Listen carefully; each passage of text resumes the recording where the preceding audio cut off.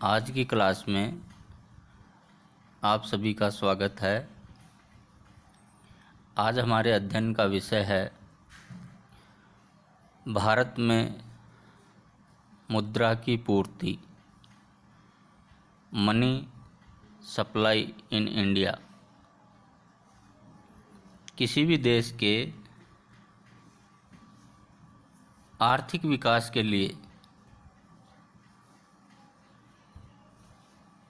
एक स्थिर एवं विकासमान मुद्रा पूर्ति व्यवस्था का होना आवश्यक है। सामान्यतः सभी देशों में मुद्रा आपूर्ति की व्यवस्था देश का केंद्रीय बैंक करता है। भारत में भी देश का केंद्रीय बैंक अर्थात भारतीय रिजर्व बैंक मुद्रा आपूर्ति की व्यवस्था करता है। देश की मुद्रा पूर्ति अथवा मुद्रा की कुल मात्रा में निम्नलिखित तत्व शामिल हो सकते हैं। पहला, केंद्रीय बैंक द्वारा निर्गमित विभिन्न मूल्यों के नोटों की कुल मात्रा। दूसरा, देश की सरकार के द्वारा जारी की गई मुद्रा अर्थात विभिन्न प्रकार के सिक्कों की कुल मात्रा। और तीसरा, देश के बैंकों में मांग जमा की कुल मात्रा। इन तीनों स्रोतों से प्राप्त होने वाली मुद्रा की विभिन्न मात्राओं से किसी निश्चित समय पर उस देश की कुल मुद्रा पूर्ति निर्धारित होती है। अब हम पढ़ेंगे मुद्रा की प्रभावकारी पूर्ति, इफेक्टिव सप्लाई ऑफ मनी। मुद्रा की प्रभावकारी पूर्ति से आशय मुद्रा की उस मात्रा से है जो किसी समय पर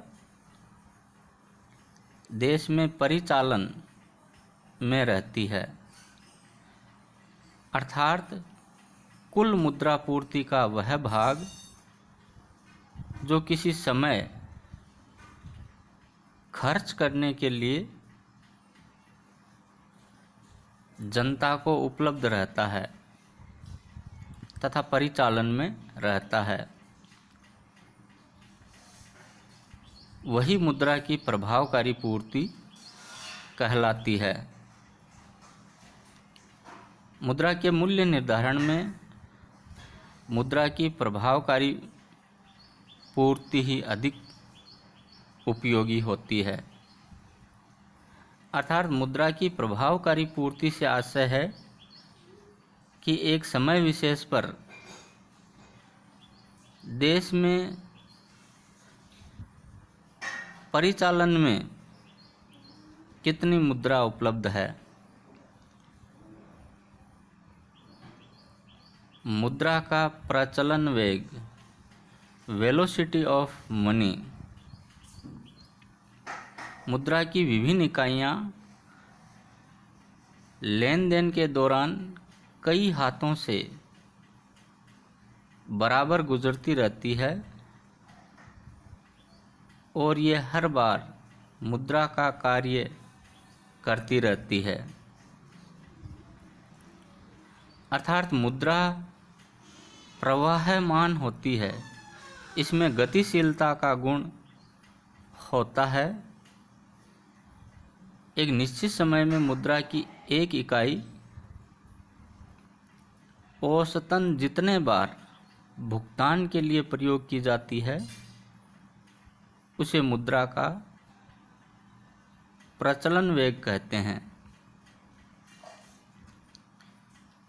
एक निश्चित समय अवधि में मुद्रा की प्रभावकारी पूर्ति की मात्रा केवल प्रचलन में उपलब्ध मुद्रा की मात्रा के द्वारा ही निर्धारित नहीं होती है, अपितु प्रचलन में मुद्रा की मात्रा व प्रचलन वेग के गुणनफल के बराबर होगी। अर्थात मुद्रा की प्रभावकारी पूर्ति प्रचलन में मुद्रा की मात्रा गुणा मुद्रा का प्रचलन वेग इसके बराबर होगी।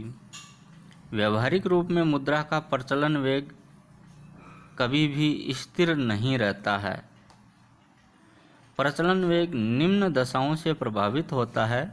पहला, देश में मुद्रा की मात्रा आवश्यकता से कम होने पर मुद्रा का प्रचलन वेग अधिक होगा, क्योंकि मुद्रा का बार बार प्रयोग होगा। और देश में मुद्रा की मात्रा अधिक होने पर मुद्रा का प्रचलन वेग कम होगा। अगला, अधिक उपभोग प्रवृत्ति होने पर प्रचलन वेग अधिक होगा।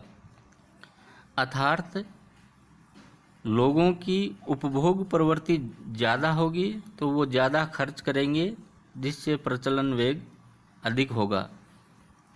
मुद्रा बार बार एक से दूसरे हाथ में अनेक बार गुजरेगी। लोगों की अगर नगद क्रय विक्रय पर प्रचलन वेग अधिक होगा व उधार क्रय विक्रय करने पर मुद्रा का प्रचलन वेग कम होगा। देश में आर्थिक विकास और वृद्धि की स्थिति में प्रचलन वेग अधिक होगा, और अगर देश में पिछड़ेपन की स्थिति है, रोजगार और उद्योग धंधे कम विकसित है, तो ऐसी स्थिति में मुद्रा का प्रचलन वेग कम होगा।